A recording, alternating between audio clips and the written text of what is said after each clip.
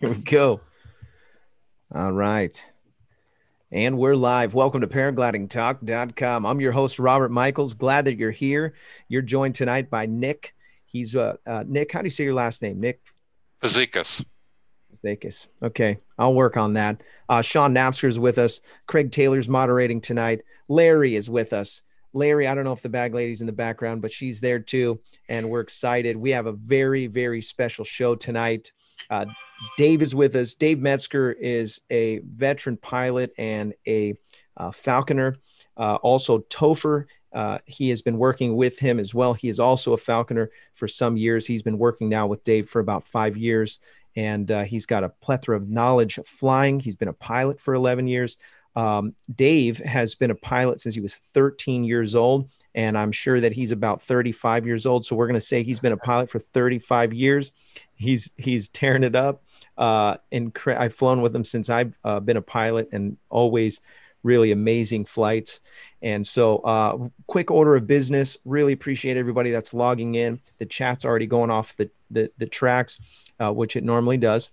And so if you're in the chat and you're just watching and you're lurking, Larry, say something in the chat. Put your name in there because your name is going to go in a hat. We're going to do a giveaway tonight. Excited about giving away stuff, especially when it's other people's stuff. Go to the website, paraglidingtalk.com, if you're interested in joining the email list. And then also, if you're interested in sponsorship, you can reach out to me there. The show is sponsored by ppgswag.com. They've got all kinds of t-shirts. We're actually going to give away one of those t-shirts. Go check out their website, and there's a link in the description. Darren Green runs that t-shirt organization, and they have some great t-shirts if you're into paramotoring and free flight. Also, if you want to check out ppgsmoke.com, Ryan Roberts and his team come up with all kinds of great stuff for flying. Check out ppgsmoke.com. And the show is also brought to you by paramotorprops.com. They sponsor the show. That means they give a little bit of money for us to promote their stuff. Paramotor Props has a really good deal when you want to buy props for your paramotor. Go check those out. We'll talk a little bit more about the sponsors of the show in a bit. Let's dive right in to some questions for Dave. Dave, how did you get into paragliding? And I'll just give you the floor if you want to tell everybody how it started with flying, and then segue into how you've been managing birds even in the air. Sure. I grew up the son of a hang glider pilot and wildlife biologist, Lee Metzgar, there in Montana and Colorado. And as a child, he would take me out to both work with animals with his graduate students, and he also taught me to hang glide when I was 13, which admittedly was 38 years ago. But I was a hang glider pilot throughout my youth, and then ultimately I gave it up to go to college, and I pursued college and graduate school for about 10 years there without doing any flying myself. And at the end of graduate school, I came back to the sport. I was going to school here at UCSD, and I'd occasionally come over and visit Torrey Pines Gliderport, and I was fascinated by the new sport of paragliding. And in the interim, I'd become a mountaineer and world traveler, and I realized that paragliding, as opposed to hang gliding, would allow me to take my flying sport everywhere I wanted to go. So I learned there, and I've been flying paragliders around the world ever since. About 15 years ago, I was flying in Nepal with a Malaysian paraglider buddy of mine, and he introduced me to his friend Scott Mason, who was at the time living in Nepal. He had gone there as a master falconer to do bird rescue stuff in a country that didn't have many resources for raptors and vultures and other soaring birds. And he had met some other paraglider pilots, including Adam Hill, who taught him to fly. And he thought that would be a great way to help these injured birds get back out in the air without losing track of them and being able to take care of them and keep track of them. So he invented the sport of parahawking, of flying with soaring birds in free flight vehicles. And he taught me that, took me out my first couple of times, and then taught me what it takes to do it. And that pretty much is based on a knowledge of the ancient art of falconry, the 4,000-year-old sport of teaching these birds to work cooperatively with you hunting for things. Instead, he had taught them to fly cooperatively with them using similar training techniques. And so he basically sent me back to become a falconer. And I came back here and spent the next 10 years becoming a falconer, figuring out all the laws and legalities surrounding it here in the US of A, and ultimately getting myself permitted to both have and handle these animals as a falconer and also as a parahawker and an educator. So I now take people out to work with these birds from the ground while the birds are flying, and demonstrating all their natural behaviors and sharing that with people, and also taking folks up in the air in tandem gliders to have the bird fly with us and soar with us and show us its world, while we're up there in it with them. Which is absolutely amazing, by the way. Yeah, it is. It's transformative. It really makes you feel like you're a bird too. And they have a lot to offer. I mean, both in terms of showing us how to fly better and more safely. They do it very instinctively and exceptionally well. And also in terms of finding the rising air currents that we use to stay up and soar. So, yeah, I want to dig into that topic and talk about how the bird actually has taught you how to be a better pilot and discuss some of that. So I wanted to talk a little bit. We'll do that in the prime of the show, because I think that is going to be the king of this whole show. And I know that at some point, if this bird's name is Corona, Corona is kind of a new bird. Maybe talk about him a little bit. And sure. So Corona is my fourth lanner falcon. He is a lanner, Lanner. Technically, he is a lanneret. In the world of falconry, the falcon females are the ones that carry the primary name, and there's always a slight diminutive of that for the males, which are always smaller and a little bit wimpier than females. My wife pointed out that Corona is a girl's name, and so maybe I shouldn't go with that with this little fellow, but it seemed appropriate at the time. So it'll probably change over time. I don't think they really care what their name is. But so we get all our parahawking birds from domestic breeders here in the U.S. that have brought in breeding lines under international endangered species treaties like CITES, and bred them for use in falconry and education, and for conservation purposes. And in this case, the bird was bred in Missouri by a couple of master breeders that have been at it for at least 50 years or so. And all of my birds are parent raised. They're not imprinted on people. They're raised by falcons from the time that they hatch till the time that they would leave the nest, around about 10 weeks of age or so. Believe it or not, these birds grow to full size from an egg in about 8 weeks. And at that point, they're fully able to fly and as big as they will ever be. So it's a tremendous effort on the part of parents in the wild. They have to catch a ridiculous amount of food to grow them that fast. And then they're kicked out of the nest.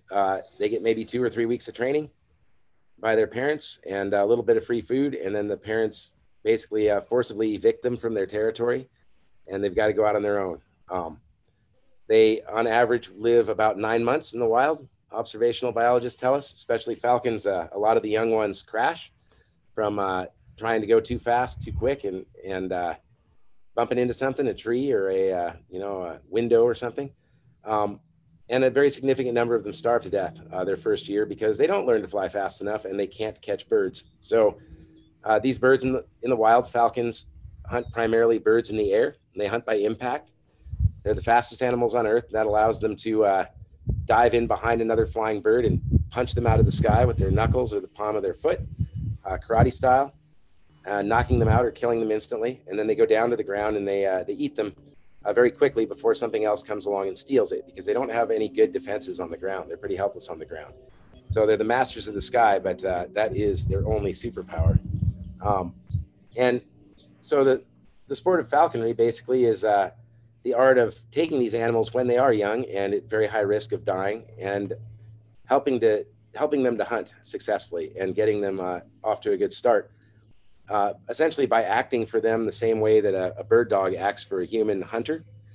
We go out, we find the birds, we find a good territory, find where there's some birds that they can hunt. We wait till our falcon's up in an appropriate spot to make a kill, and then we flush the bird for them. And other than that, they're pretty much living their own life. the way that they would in nature. And at some point they can simply be released to nature, and they'll actually have a much higher chance of survival than a bird that hasn't been captured and used for falconry in its youth. And in the process, they provide us with a really good way to catch birds, at least in the pre-shotgun era, right? So, so that's why we let their own parents raise them, and then take them up only when they're fledged and ready to leave the nest out on their own. That way we can take advantage of thousands of years of falconry training knowledge and use that same training methods that are used on wild captured yearling birds on our captive bred animals, and successfully train them to work with us. And yeah, so right now he's just learning to trust me and hang out on the glove and be cool with being around what seems like a really big, scary predator, and not worry about me eating him, and to look to me for both food and security. So since these animals are helpless on the ground, they need a safe place to spend about 22 hours a day just hiding out. And normally that would be a cliff ledge or maybe a spot on a steep mountainside. But in this case, we offered them a nice, safe home in the form of what are called mews, big outdoor open bar windowed cages that protect them from all other predators and weather type of scenarios. And then we take them out every day. And once they're trained, allow them to fly free, and they go out and do their falcon thing, but they come back to us to look to us to flush some good food for them, and then to ultimately provide them with that shelter that they require. You have a website. It's flywithabird.com, and you've got some great pictures on there. One of the things people might not know if you're just logging in, Dave is a falconer, and he also has created or adapted to this very niche sport of paragliding with falconry mixed in. And so they just call it parahawking. And so if you see, he'll take a tandem passenger, they'll hold a GoPro out on a stick with a little ledge. And typically I'll see him out there at Torrey Pines. He'll blow a little whistle, and that bird will come and land and eat the food off of his glove. And then simultaneously, they're teaching the bird, and the bird is teaching them. Let's talk a little bit about what you're getting, what kind of feedback you're getting from the bird while you're in the air, and how much of that useful knowledge are you using to be a better pilot. Sure. So most of the things that I learned from my birds about flying, I learn while I'm on the ground and they're flying, just by observing them in a situation where I'm not super focused on flying myself, and I don't have to worry about like air traffic and all this. And I mean, just one example of the things that I've learned from them is the incredible value and power of maintaining a huge amount of excess airspeed when you're close to the ground, to give yourself a much greater degree of both resilience to turbulence and an ability to control your wing in a quick fashion. So these guys are flying at Torrey Pines when the wind is strong. They're essentially dynamic soaring in and out of the lift band and the still air near the earth constantly as they go up into the air and then come back down and land on one of my students' gloves for a bit of food, and or recycle through that dynamic soaring scenario while they're chasing their lure or the fake prey item that I swing around for them and give them the chance to hunt every day. And they never come in slow. You'll never see them flap or like put on the brakes and like try to kind of drift down.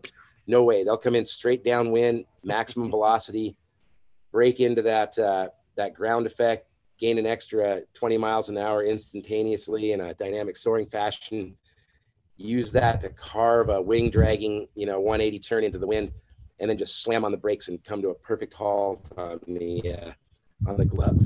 Yeah. And that because they're subject to all those tremendous rotor forces near the edge of the cliff when there's a 20 to 25 mile an hour wind going on out there. And they know that if they come in slow, they're just going to get hammered by the rotor and shoved down on the ground or pushed around out of their own control. But when they're going 60, 70 through the air, it's no problem. You can see them bobble through the rotors, but it doesn't even alter their flight path by more than half an inch. And And I've taken that on. I mean, it looks sketchy and it feels sketchy when you first do it. But I've also seen some of the great acro pilots and ground skimming pilots at Torrey do that. And once I saw the birds doing it repeatedly, I realized why, and I realized the value of that. And it's always been my instinct to, come in hot. And especially if I'm out in the mountains midday in the desert or something, and I'm coming down in an unknown landing site, I figure there might be some crazy big thermal or, turbulence, maybe some rotor off a tree or something in my landing zone. I'll tank it at 60 feet, point the nose at the ground, and just come, in blazing. And I learned that years ago, initially, like from my first speed glider. I bought the second Bobcat, the second speed glider ever purchased in the United States after Chris Santee bought the first one. I saw a couple videos of him, and I'm like, man, I got to have one of those. So I got one, but I didn't have anybody here to teach me to fly it. So I just read the little pamphlet that Jen sent out with it, and it said, don't come in slow. Like you're gonna hit the ground at 60 if you try to come in slow. So, and what Jen said was like coming at 90 degrees to the wind, and then at 50 feet, just hammer a hard turn into the wind, point the nose at the ground, dive at the ground, and then use all that speed to flare. And so my first few flights in it were no wind down at Otay Mesa. And I did exactly that, and it worked perfectly. Like I came to a perfect no step landing just by following these simple instructions. But it always seemed like sketchy, and I didn't try to approach doing that at places like Torrey Pines, where in a 20-mile-an-hour wind, your downwind velocity at the edge of the cliff is like, 45, and so that seemed really sketchy. But once I saw the birds doing it, and I just mimicked the way they were doing it, it worked perfectly. And you've got so much energy that even if you come in a little bit low, it looks like you're going to smack into the cliff. No problem. You just pull a tiny bit of brake, and then as soon as you cross into that dynamic soaring space in the ground effect, you instantly gain back 20 miles an hour airspeed, and you've got all the energy in the world to hook a 180 and come around and land wherever you want. So it's I've learned stuff like that from watching them fly on the ground, and just a lot of maneuvers that they use to build up their airspeed before they do a bunch of sharp turns or need to maneuver through some tight spaces or rotors. Up in the air, it's a whole different story. I can't really follow exactly where they are all the time, and they're trying to fly slow so they can stay at my speed and come and get some free food. But when we're out in the mountains or even in ridge lift, they have an uncanny ability to find the strongest part of the lift. And, at a place like Torrey Pines, it's not that hard to find that best part of the lift ourselves, although sometimes they will show me lift out to sea that I hadn't realized was there in the form of like ocean thermals and this sort of thing, or cloud suck. In the mountains, it's miraculous. They've shown me thermals from 3 or 4 miles away that there were no birds, no clouds, no nothing in those marking those thermals. And I just, at some point, realized that they must be going to find better thermals when they were disappearing for half an hour at a time. And so I started making the commitment to just follow them. And on the occasions when I could figure out where they'd gone and I could catch up to them, inevitably they had found a thermal that went much, much higher than the ones that the rest of us pilots and birds were in. And so that's just, it's incredible. How do you think they do it? Yeah, so it's a great question. It's never been proven decisively by science, but my friend here, Gary Fogel, did his thesis work on this at Berkeley back 30 years ago or something. He was given the problem of trying to figure out why soaring birds react to infrasound signatures. That is very deep sounds that we can't hear, the sorts of sounds that, say, elephants or whales would communicate in. And it's obvious you need a huge trachea, like many feet long, in order to make those sounds. So they can't possibly make infrasound, but they can certainly hear it and they react to it. So Gary went out and investigated natural phenomena, sources of infrasound that might be of interest to soaring birds. And he discovered that, in fact, wind shears make infrasound signatures. So, and in particular at the time, he had noticed that big wind shears made big infrasound signatures like convergence lines and overhead shear. And so he thought, well, they're using it to predict the approach of fronts, to find convergence lines they can migrate in, et cetera. But later in life, he he became a RC plane pilot of some note, and did some cross country flying with his RC plane. So he became very familiar with thermal lift, and he realized that thermals also, from the wind shear formed at the edge of the lifting column, also produce an infrasound signature. And he studied the physics, a bit more of it all, and he is convinced that these guys can pinpoint the thermals in both direction and distance as long as they're moving through the atmosphere. This is actually a fascinating topic because my friends that do instrument design and stuff are convinced that the simple microphone on your cell phone can pick up infrasound signatures.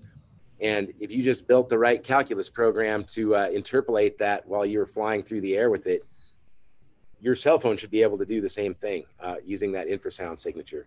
Ooh.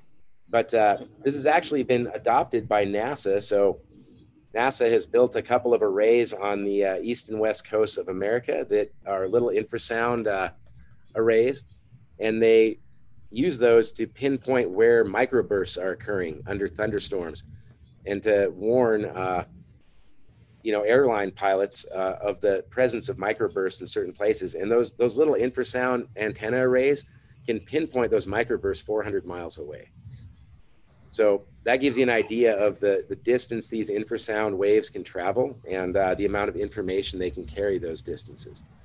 So I'm pretty convinced that's how they do it. I mean, it's unclear to me how you'd even prove it. I mean, you'd have to deafen the birds to infrasound somehow, put little headphones on them or something, and then see if they could still find thermals with just their eyes.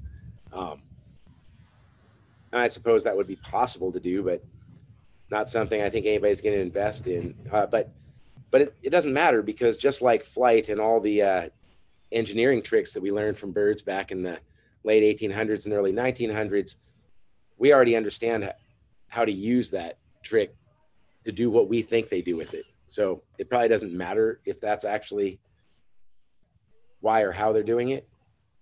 Whatever it is, they can find thermals with no other marker from absolutely miles away, in the presence of a bunch of other thermals and all kinds of other air turbulence. So We have this discussion with a few different pilots, and tell me what you think. And I've always been interested in what your thoughts were on this. By the way, Crazy Uncle Bob has donated $40 to the super chat to get Sean a new GoPro, and it's on its way, Sean. Sean accidentally left his GoPro in the hood in the front of his truck when he was filming, doing some kiting, in his grill, and then drove home, and it flew out, and it took till 5 a.m. to hear bump bump bump bump. Yeah. Find out it was gone. Like, no. Yeah. no. Before I slip the question, so the thought that we were discussing about birds and how birds have a specific bone structure, we just say they have hollow bones. I don't necessarily know that it's completely true or not, but we were talking about the idea that it's possible that because they have hollow bones, they can sense a change in barometric pressure. Ooh. And that there's a possibility that they're able to sense those changes. And the other theory was that it's possible that they're able, because they have such incredible sight, that they're able to see the bugs and the little fuzzies that are going up, and how dramatic those things are going up. Sure. What are your thoughts on that? Well, the second bit there, I mean, that's how most people have always interpreted their ability to find thermals and to find the strongest parts of them. And they do have remarkable vision, both near and far vision. About 20 times our resolution, and many, many times our frame rate. So their refresh rate is much higher and their resolution is much higher. Falconers are always saying that these guys could read newsprint the length of a football field if only they could read. So there is that. But I've had them show me thermals that were so far away, there's no way in hell that they can see a bug in it from 3 miles away. I mean, right. That would require the Hubble telescope. And besides that, there's all kinds of stuff in between me and that thermal that's also going up and down, of varying sizes. So I think the long distance ability probably has to be something else, but that is the obvious counter hypothesis and a very good one. And there's no way to test that one because you can't blind them. They can't fly at all blind. That's pretty much their only useful sense when they're flying. So even if they only had their hearing, even if they could hear the thermals, I don't think it'd get them to it anyway. The barometric pressure thing is fascinating. Certainly birds do react to incoming fronts and changes in pressure, just like people with metal bones in their legs and stuff. But that could just as easily be explained by the infrasound hearing capability.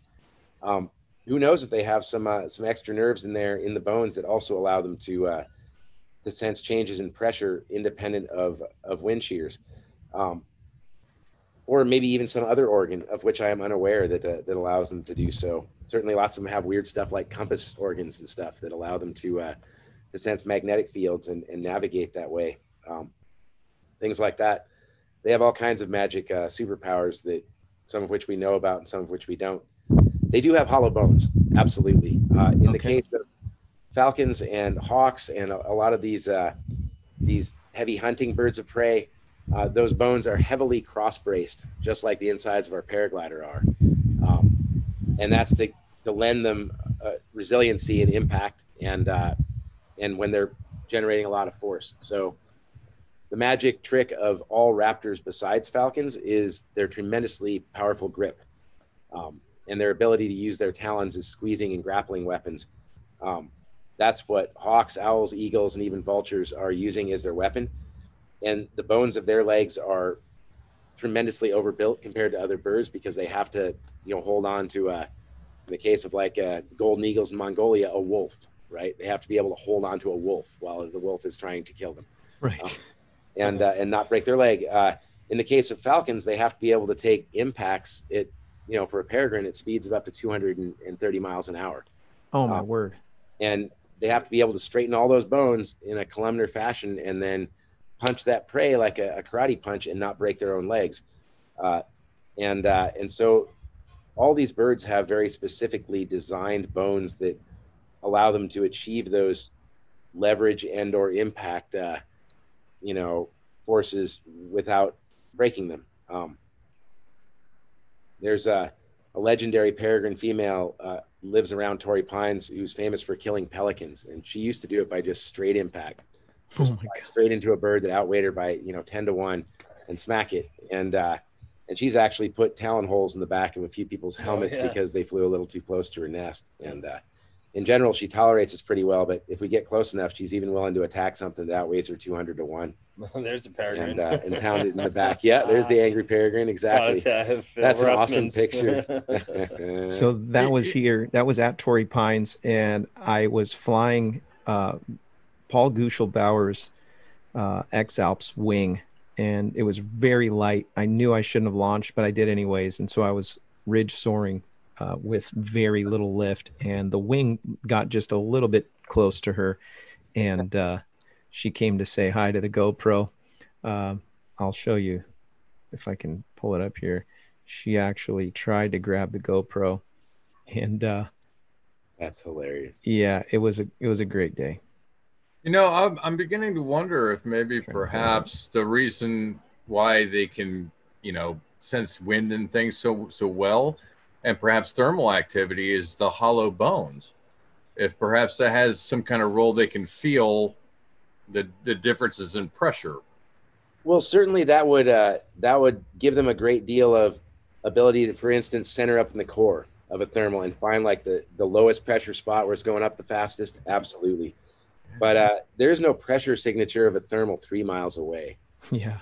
Right. So I think that has to be something different. But there's absolutely no doubt that they're doing something to sense pressure differentials and find like the cores of thermals and stuff like that, because they're very able to do that as well. I mean, the other bird that's really helped me fly a great deal and shown me just how complicated the shape of thermals is and how much you can do to optimize your rate of climb by being willing to vary your circular path in the thermal are the swifts. And I encourage everybody to become very aware of swifts and swallows, especially at altitude, and to just follow them. Just follow them. I mean, they're doing crazy stuff in there.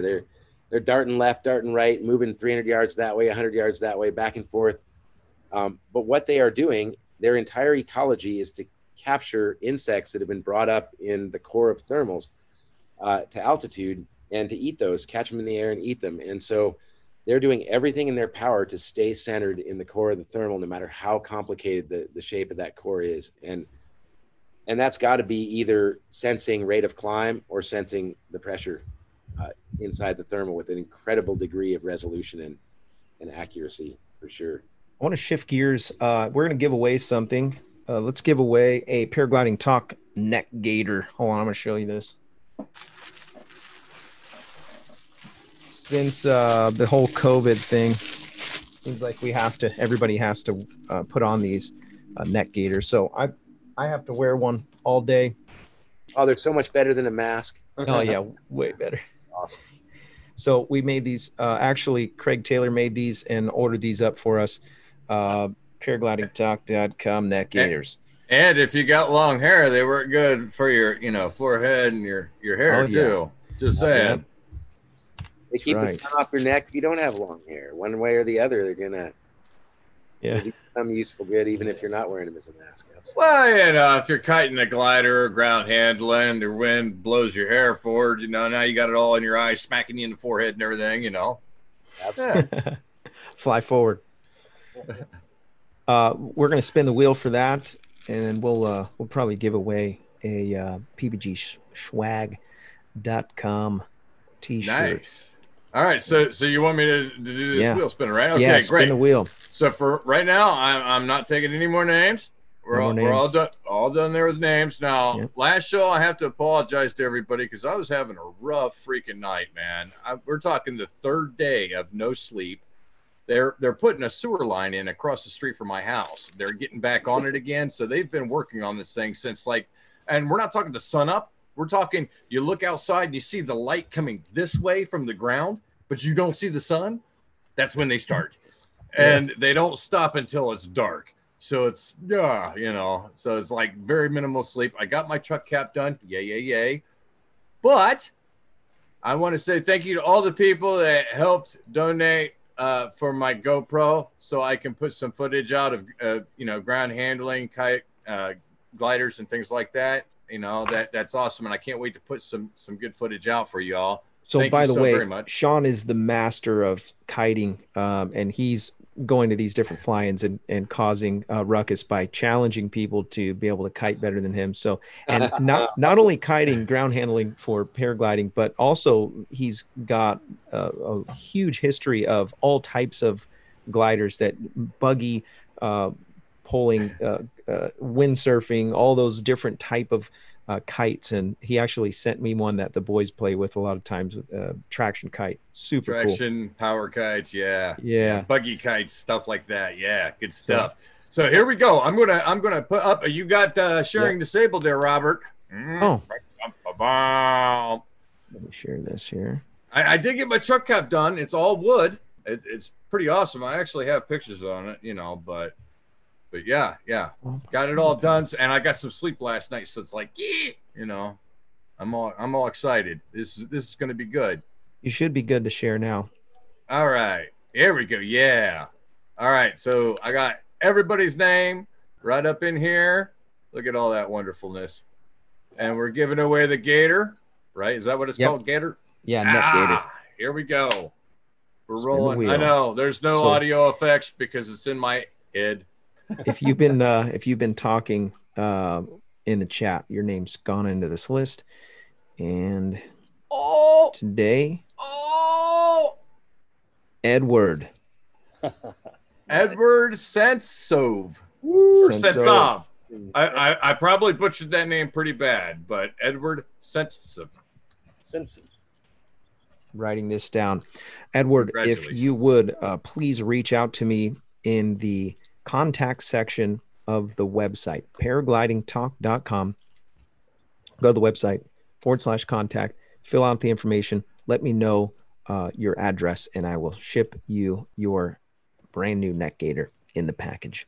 Pretty excited. So thank you for watching. By the way, this show is brought to you by paraorangeproducts.com. Real quick, Larry has some things that he wants to share with us. He is one of our sponsors. And by the way, he was our first sponsor ever. And so I love having Larry on the show. He made some time for us tonight. Larry, take it away. Oh, welcome. Thank you. Thank you. And if we could, I'd like to give something away tonight as well in honor of Sean's creation, which you see behind me right here. Nice. The pre-flight Don't Bother Me. Yeah. And Sean, it even worked for me 3 weeks ago. I was at my airport. Old friend came by, hadn't seen me, started BSing back and forth, thought I was all finished, got in my seat, looked in my mirror, and I saw the flag. I said, bless that, Sean. Got up, walked around my machine, and found my A assists weren't clipped in. So wouldn't have caused problems the way my machine is set up, but would have been a little bit, so it works. It works. Well, and that's the whole thing. I'm glad that you put something out that hasn't been done. I'm amazed that it hadn't been done before. And that's why I came to you. I'm like, I haven't seen anything. Have you? So, yeah. So we'd like to give one of those away tonight, when you get a chance, Sean. Yeah. And the other thing we just wanted to mention, so Robert, thanks for having me back, even my old chair. Yeah. So appreciate that. But we have some new things going on, some programs. I'm going to talk about products, but one of the things we're doing, thanks to our, as we call everybody, our pilots, Nick is one of our pilots now. We're putting together two programs. One program is the company ambassador. We're going to bring on throughout the country 12 ambassadors for the company. And that ambassador's position is someone who goes to fly-ins, who flies in the community with a lot of different people. They'd be handing out, like you did previously, Sean, when you had a gathering where you handed out different giveaways and information about the company. During a meetup. Yeah. Right. So we're doing this. We've added some meat in the game where these ambassadors make some money on this as well. So we're going to be looking for ambassadors. If you're interested, join us, come through our website on our contact page and reach out to us, and we will get back to you as soon as possible. We do have 2 ambassadors that will be coming on the next probably 10 days. So we're moving pretty quickly on that. And we also are in the search for a company spokesperson. And this would be a person that does blogs and puts out videos and goes to fly-ins. And this will be a person that will be representing the company. That's a little bit different. It's a little bit more of a job, but that one actually comes with a monthly paycheck. So if that's something you're interested in, again, reach out to us through our website. And we're a little behind schedule because of the coronavirus situation, like everybody else. But we do want to thank everyone that's supported us and purchased our products. We've been very lucky with the community. We're trying our hardest to lower prices, come out with things that are more reachable for people. You might have heard in the beginning of the year, I guess it was after we were together, Sean, and the fly-in in Palm Bay, we announced that we no longer sell wings or equipment. We really would like everyone to buy those through their instructors. So we're trying to, as we always do, support the schools and the instructors. And that's our biggest hope, is that people will get the training they need before jumping in the air. So we really want people to support their schools. So if you're interested in any of those positions, reach out to us through our website, and we will be putting those programs together. Like I say, we have 2 people coming on board, but we're looking for another 10 throughout the country. Love to hear that stuff, Larry. I remember when it was just bags. That was it. No, it was just windsocks. It started as just windsocks. Yeah. Well, when I met you, you had windsocks and bags. That was it. One cool product coming out that, I'm never supposed to tell anybody, but one new product. And again, it came from someone, I can't announce who it was yet, but someone we all know very well. We're coming out with a line of helmet bags. How many times, I know when I try to get my helmet in the bag, it's all over the place and rolling. So we're coming out with helmet bags. That's the next big thing on the horizon. Is that what you're giving away tonight? We don't have any yet. We only have the prototype, which has my helmet in it inside. Because I was just about to tell Sean, put my name in there because I need one of those. Your name's already in there. Okay, I did a video for my son, and he said, "Dad, I've never seen you put your helmet away that quick." So nice. That's coming out. But yeah, good things are going on. You know, it's all comes from our pilots. You know, Sean, your idea for the pre-flight, David Wolf's idea for one of my favorite products, the simulator. You know, the reserve simulator was probably one of my favorite products. But most of our products and ideas come from the pilots, and it comes from the necessity of what we do. So keep those cards and letters coming in, folks. We appreciate it. I said that I would stop taking names in the wheel. I've got all the extra names already in the wheel. You want me to spin this wheel here, Larry? Yeah, spin that wheel, because I want to get back to David. He's got Corona's got the mask off. Somebody earlier mentioned something about that. Not for long. Whoop. I want to see. He's checking everything out. Like, what's that? Yeah, don't put it on yet, Dave. I want to see it. I want to see you put the mask on. Subject Z. Okay, congratulations. Congratulations. You're the winner chicken dinner. Reach out to Larry at paraorangeproducts.com. And Larry, you can message him in the chat and get transfer details, and he will send you out your prize. So Dave, I want to. I'm going to pin your video. My mom just donated $20 to the super chat. Thank you, Mom. Really appreciate that. So now you can see Corona's eyes. Somebody in the chat earlier said, take off his little blinders. And this is why he had the blinders on, because Corona kept on he wants to just play. And he either wants to go attack another raptor that he sees flying overhead, which is probably why he keeps making his little quacking territorial sound there, or he wants to jump up on my head and be a little bit higher. Falcons always want to be a little bit higher. So up you go, buddy. But yeah, he's only this is only his third day of hanging around with people and not being in his birthing aviary there. So he's very excitable. And one of the ways that we know that falconry's been around for about 4,000 years is because it's really impossible to tame these animals without having a way to calm them down and get them undistracted when they get excitable like this when they're young. So to that effect, we have little hoods. And this is what has been found in folks, stashes of stuff for over the last 4,000 years, are little falcon hoods. And it's just like blinders for a horse. They are very visual animals. So as you can see, his head's mostly eyes. And those eyes are soaking up everything. The whole world's new to him right now. So half the time when I take the hood off, he decides that he's going to be calm and he's going to sit here on the glove for a while and maybe preen himself or eat some food. And the other half the time he decides that he's going to be completely distracted and trip out on everything that's happening around him. And right here we have a bunch of distractions. My backyard is essentially revegetative natural space. So we've got all kinds of baby rabbits and little lizards and other things that he would like to eat. Yeah. Got Cooper's hawks and red-tailed hawks, which he finds very threatening, flying overhead, and even the occasional peregrine falcon that zooms overhead on its way back to its perch over in the neighbor's tree. Hey, you go, buddy. I've got one at the house too that he flies by every once in a while, and super cool birds, man. They're incredible. They are. So we're going to see if we can get him rehooded here and calm him back down, and then we'll try again in a few minutes. Perfect. I wanted to talk to you about your flying experience, and because you have such a wide range of flying, you've been flying since you were 13 years old. I mean, literally decades of free flight between paragliding and hang gliding, and I'm sure that there's some other stuff that you've flown in the middle of there.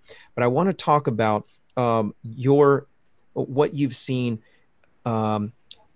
Repeat mistakes that people are making. I'm not necessarily saying mistakes that are causing injury or things like that, because we talk about that to no end.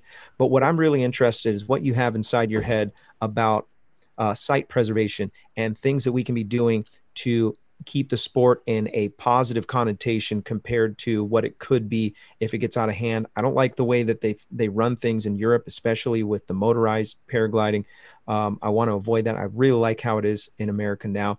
What are some of the things that you saw transitioning from hang gliding and then into paragliding, and what can we learn from those that we don't make those mistakes? Sure.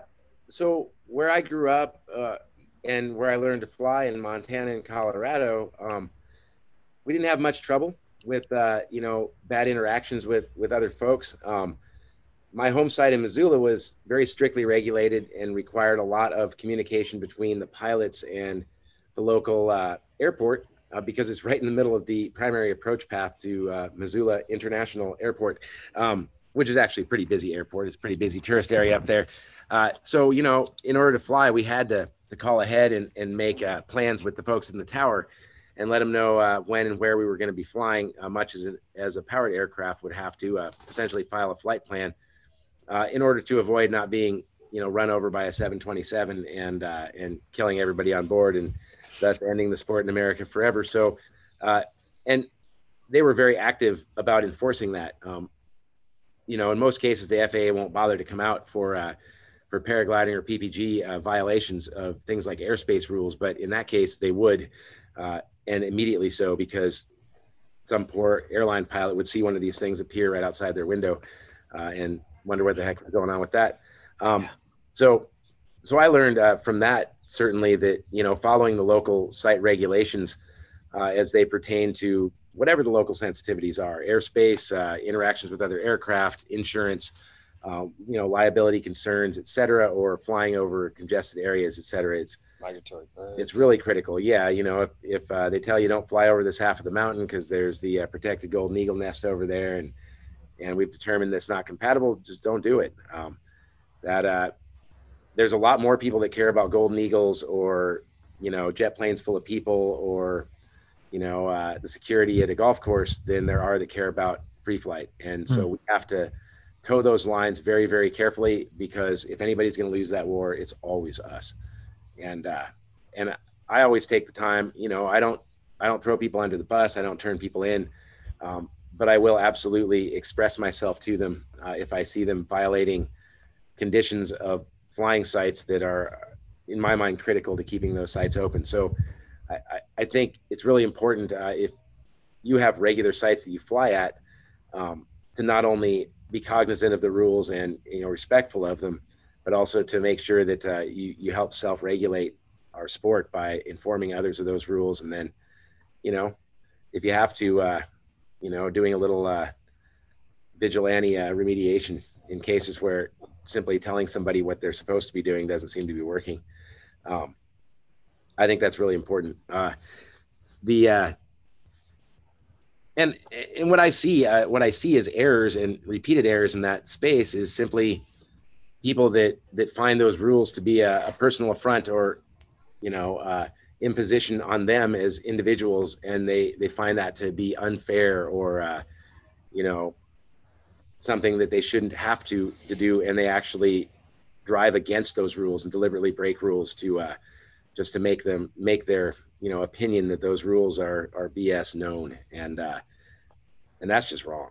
So I think please don't support those sorts of people and their activities, and do what you can to convince them in as friendly a way as possible that they're really harming themselves and their own future of flying as well as everyone else's, and they're not making any friends by doing stuff that way.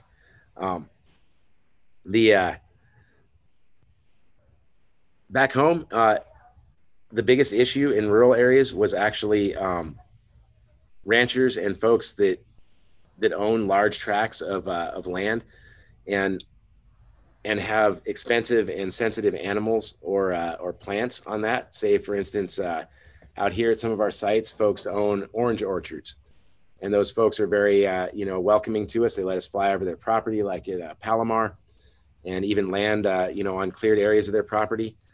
Those trees are worth $10,000 each to those orchard owners. And if you crash land in one of them, man up, walk up to the ranch house, bang on the door, say, I just broke the top off your orange tree. Where do I send my $10,000 check? You know, you owe it to them. You are there as their guest, and they deserve respect for both them and their property. We nearly lost Blossom Valley out here almost 2 decades ago because a pilot on landing approach decided he was going to fly over a rancher's horse circle, a training circle. And he flew over about 300 feet up on a final approach to an outlanding spot. And the man was out there working the horse on a leash, and the horse bolted. He thought it was a giant condor. Horse bolted, shattered the guy's wrist, and essentially ended his career as a horse trainer. So, you know, think way ahead, and just be super respectful of other people's property and the ways in which you might be knowingly or unknowingly impacting that. Around here, we have a lot of problems. The ranger just called me up again 2 weeks ago to report that several city council people had been contacted by homeowners over here by Black Mountain because a paramotor pilot had been flying low over their house and hovering over their homes, making a bunch of noise. And they called up to ask them why they hadn't yet banned paragliders and hang gliders from Black Mountain. They don't know the difference. Paramotor, paraglider, it all looks the same to them. And to the people like the City Council of San Diego, the easiest answer to any of these sorts of issues is simply ban all related activities from the entire county. And we had a problem down here in Imperial Beach where an instructor came along and decided it was a good idea to teach students to kite on the beach in a rocky environment in a strong wind without helmets. And one of the students got picked up and smashed on the rocks, and it crushed his skull. He died instantly. And the city of Imperial Beach simply banned all paragliding, hang gliding, paramotoring, hang motoring, whatever, entirely from the entire city limits forever. And that will never change. So yeah, that's the biggest mistake I see is people just being disrespectful of other people's property, space, you know, and sensitivities about those things. Very good. I want to shift gears to one more question. Before I do that, I want to mention a few more sponsors. Nebraska PPG. If you're in the Nebraska area, you want to get some training, go check out the link that is to his Facebook. Also, the show is brought to you by the Tri-State Skywalkers Flying Club. They sponsor the show. He also, Brandon McCloud, has started Germ Gladiator. He's making hand sanitizers for the masses. If you can't find it at Walmart, you can find it. Germgladiator.com is the website. They're sponsoring the show. Also, iFly Indiana Powered Paragliding. If you're interested in flying paramotors in Indiana, iFlyIndiana.com. Kevin is the contact there, and he will take care of you. Also, Lone Star Paramotor.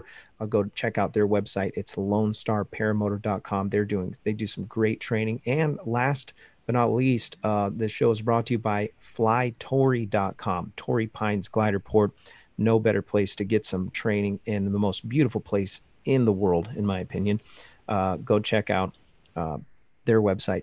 It is FlyTorrey.com. And if you do that and you get your training there, you get to fly and you get to see Dave and Topher doing the training, parahawking. Craig, just before we finish tonight, we're going to do a plug for Resurgence. So I want to ask one more question of Dave and Topher. And you guys can both answer at different times, obviously, because it's going to be different situations. Talk about a time that you were paragliding and you went out of control, or you were in over your head, and what did you learn from that? And take us through your story. Mine was on Oahu. It's actually where I met Giuseppe, who became one of my best friends. It was, when was that? 2013, I think. It was on the big island of Oahu, and I was flying the Navy glider. It's the oldest, beginner glider. And the day was building. We went for a flight in the morning. Everything was mellow, hour flight. Then later in the morning, we went for another flight, and it was building. And it was getting stronger, and you could feel it. And then the third flight of the day, it was like lava rock booming, and I was kind of like, still intermediate P3, beginner P3 back then, all out of flying time. And I'll never forget pulling up my wing, and instantly there was this huge cravat, and 1/3 of my wing was completely collapsed. And I went straight up like a rocket, just like straight up. And I couldn't get it out. Every time I reached up to try to get out the cravat, I would just go into a spiral. Oh. So compromising with the other side of the wing, you know? So I was like trying to reach up, and then I would start to spiral and then slam on the right brake to try to balance it out. And then and I kept going up and up and up. I must have been 2,000 feet up, 3,000 maybe. I was just climbing. And then I was like, fuck it. I just got to go for the LZ. And I just went towards the LZ as fast as I could without trying to brake too much and trying to control the wing. And then I finally, after about an hour flying over the LZ, just in like this crazy little, helix formation, just trying to get down. I finally got down. And what I learned from the situation is that my pre-flight check wasn't, consistent. If I looked a little better when I was building my wall to launch that glider, I would have noticed that there was something wrong. And, I'm a tree climber arborist, and I do all the tree rescues in New England for the New England Hang Gliding Paragliding Club. And I actually just rescued a guy out of a tree. The technical Western Mass climbing crew was stumped, and the state police helicopter couldn't pull him out. And what I noticed about that was the same exact thing. It was a pre-flight check. The guy launched his wing. There was a little tiny stick in his wing. He didn't know the site very well. He got in the Venturi. He put on his speed bar, and he tried to compromise with his, brake to keep control. And all of a sudden the wing pitched.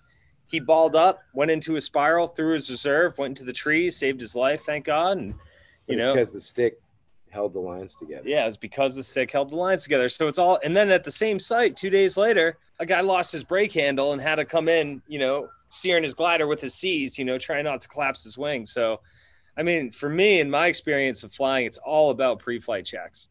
And nobody ever does it too. You see these guys that they're so confident in their flying, they've been flying for years and they're pulling up their wings. They're not checking their brake handles. They're not checking the pins on their reserves, So for me, in my experience, it's definitely pre-flight checks. Yeah. Very good. Yeah. That's the sign right there. Yeah. Yeah. So the worst situation I ever got in was probably out in the Owens Valley, and I was taking off of Waltz Point and midday, early June, and it was actually a day on which Dean Stratton ended up.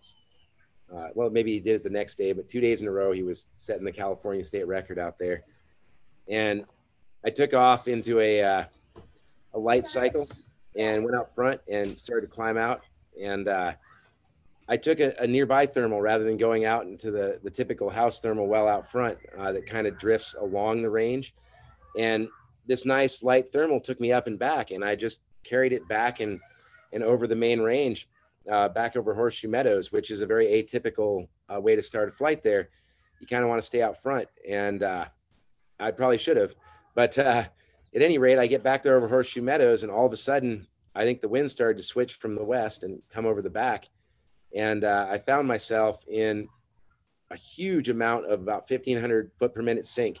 So I started running back towards launch. I was probably at 14,000 feet then, and I had a ton of altitude over launch, but launch was well to the east at that point. And so I headed back full speed bar, and I discovered that sink was just the whole way back. That sink was just getting stronger and stronger until I kind of skimmed over launch, going down into the pit in front of Waltz that you launch into in this monster sink. And I ran for the corner of the mountain, which was my second mistake, was to go close to ground in those sorts of questionable conditions. But I thought it was blowing over the back, and I thought I could just come down in the sink and land on the road where it switchbacks, maybe even walk back to launch, take the next cycle and get up and out. And it was a complete misinterpretation of the scenario. So what was actually happening was there was this monster thermal coming off the point that I decided to go and land on, and a monster thermal. It had to be going well over 5,000 feet per minute. It was when I first hit it. So I was about 300 feet over the ground when I actually flew into the shear and hit the thermal. And it felt like a blow dryer blowing straight up at me at 80 to, plus miles an hour. And I felt this hit my body and hit my face. And I looked up because I knew exactly what was going to happen. So I put both brakes in my left hand, reached for my reserve, looked up, and saw the glider just instantaneously wad into a ball and fall behind me. And I felt it slingshot me up in the air, and it slingshotted me up. So at one point I was going up, my vario was pegged at 2,500 feet per minute up, and I was above my glider, which was in a ball behind me. That is how hard it grabbed my glider and threw me up in the air. And at that point I realized the last thing I want to do is check my reserve and end up in the sinkhole behind that rotor and go into the trees. Besides that, now the ground's dropping away from me, even though I have no glider. And so I might as well see if I can put it back together. So I went back to both brakes as soon as I was, 400 feet over the ground. And the glider opened behind me, came ripping over my head. And I took 3-4 wraps, buried both brakes and stopped it in front of me, but slightly below me. And that's when I really got an idea of how strong the thermal was, because the glider's in front of me. I've got the brakes pulled back as far as I can pull them, and the glider's still flying in front of me, below me, pointed straight at the ground. And I'm watching the ground just disappear below me, and my vario's still absolutely pegged. And slowly the glider recentered over my head, and now I'm just ripping up into the sky at a ridiculous rate of speed. And but the glider's intact and it's flying. It's straight over my head, and I'm in the thermal. And at that point, a great deal went through my head. I thought, do I really want to be a great cross-country pilot and set records and go big in this? Or would I rather be a site pilot that walks away from these conditions and goes and drives for Dean Stratton or whatever? And I knew all I had to do was turn. All I had to do was stay in that thermal for 2 or 3 360s, and I had Mount Whitney on glide and then Onion Valley on glide, and I was off down the range. But I also knew that the thermal in Onion Valley is significantly stronger than the one at Waltz Point. And there's a couple others across the valley that are equally strong. And if that's what they were like, I just decided I didn't want any part in that. So, yeah. So I went on full, I made the decision right then. I was not a cross country pilot. And so I stomped full speed bar and hands all the way up, got ready to stomp the glider when I fell out of the thermal, flew out the other side of it. The glider crumpled and blew down at me for a second and then reopened, and I flew away. And I ran for my car, which was out in front, down at the bottom where I'd left it when I caught a ride up to Waltz. And so I flew out over my Jeep and started working my way down. And it was pretty challenging coming down. It was super rowdy near the ground. And that made me even gladder because I knew it was only going to get stronger the rest of the day, no matter where I went to go land. And I got her down, kissed the ground, and thanked myself for that excellent decision-making process and that I was now out of the sky. And then I watched this other fellow Arizona pilot come down soon after me, who'd made a similar decision, and watched him get recycled in a ground thermal in our homemade LZ, where he would get down 30, 40 feet over the ground and then get yanked straight back up 300 feet and then try to avoid it and then come down to 30 feet over the ground. He yanked up 300 feet. So I videoed that a few times. That was pretty humorous. And finally let him down on his feet gently. And he quickly wadded his glider, came running over to where I was, and I found a calm place to tear down. And yeah, we went and, loaded up on some cold brewskis for the guys at the wherever they decided to land, and headed out down the valley in the car to be drivers. And that's kind of how I've approached big air, midday flying conditions ever since. Oh my word! Occasionally picture out there and do a 50 miler, usually only in tandems and only in conditions where I know it's going to be reasonable for the passenger as well as for me. And other than that, I stick to sight flying and just enjoying sharing the sky with birds and other pilots and having fun up there instead of trying to do something really athletic and groundbreaking. Incredible. Dave, we're at that 7 o'clock mark. I really appreciate you and Topher coming on, and Corona. Maybe let us know when you change his name, if you do that. I really like it, actually. I think it's a universal name. You could probably get away with either one. Yeah, it's like Sean. I say I met girls with name Sean. Yeah, Pat. Pat. Yeah. Yeah. Before we go, Craig wanted to mention something about Resurgence PPG. Can you give us an update? Yeah, Resurgence PPG is a 501c3 nonprofit for veterans, by veterans. Their mission is to provide an opportunity for emotionally and physical, adaptive, and capable veterans and warriors to overcome personal challenges through adaptive sports participation and flight. Please consider any small donations that you can to help them.